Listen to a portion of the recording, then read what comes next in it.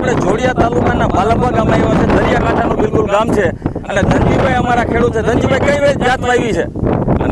અનેરી જાત હરીનો કંપનીની અનેરી મગફળી વાવી છે ને, તો કેવી લાગે છે તમને અત્યારે? સરસ, બહુ સરસ છે. પોપટા દાણા બધે મોટા, બહુ એકદમ મોટા હોય.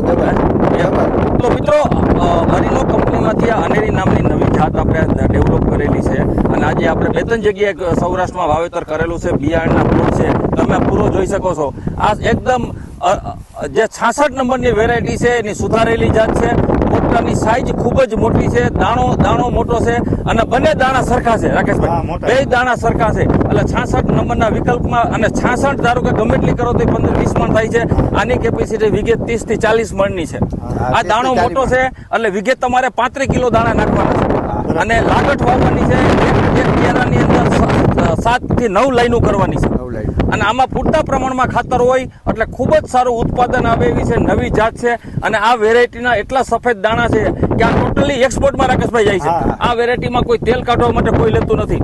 આ એક્સપોર્ટના દાણા છે. ઉત્પાદનની કેપેસિટી એટલા માટે મોટી છે કે ઘાટો ફાલ લાગે છે અને દાણો છે એની સાઈઝ જ એવડી મોટી છે અને પાછા બે દાણા સરખા, બે દાણા સરખા. 66 નંબરમાં એક નાનો હોય એક મોટો હોય એટલે આવતીકાલની જે વેરાયટી છે એમાં નંબર 1 વેરાયટી સાબિત થાય એમ છે. આપણે આ જોડિયા અને ધ્રોલમાં આવી વેરાયટીઓ કોઈ વાવતા નથી, પણ હું બધાને ભલામણ કરું છું કે આ અત્યારે 2026ના ચોમાસામાં અમારી ઓતરા વેરાયટી છે એ તમે લાગટ વાવો, તમારું ઉત્પાદન 40 થી 50 મણ વીઘે થાય. તમે 20 અને 22 ને ધીમે ધીમે થોડી રજા આપો અને એની જગ્યાએ ઓતરા વેરાયટી વાવો અને ઓતરા વેરાયટીની કેપેસિટી ખૂબ જાજી છે અને 20 અને 22 કરતા મને 150 રૂપિયા કાયમી પ્લસ મળશે, કારણ કે ઓતરા વેરાયટી એ આપણે એક્સપોર્ટની આઈટમ છે. તો તમે રાકેશભાઈ વવરાવો ઓતરા વેરાયટી બધા ખેડૂતને 7 ચાહ કરાવો અને 110 દિવસમાં પાકી જાય.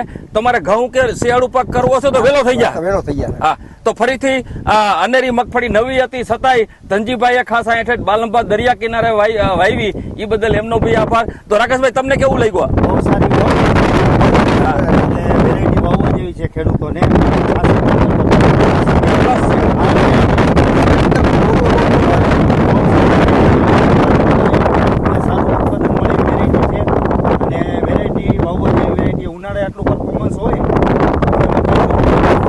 સરસ.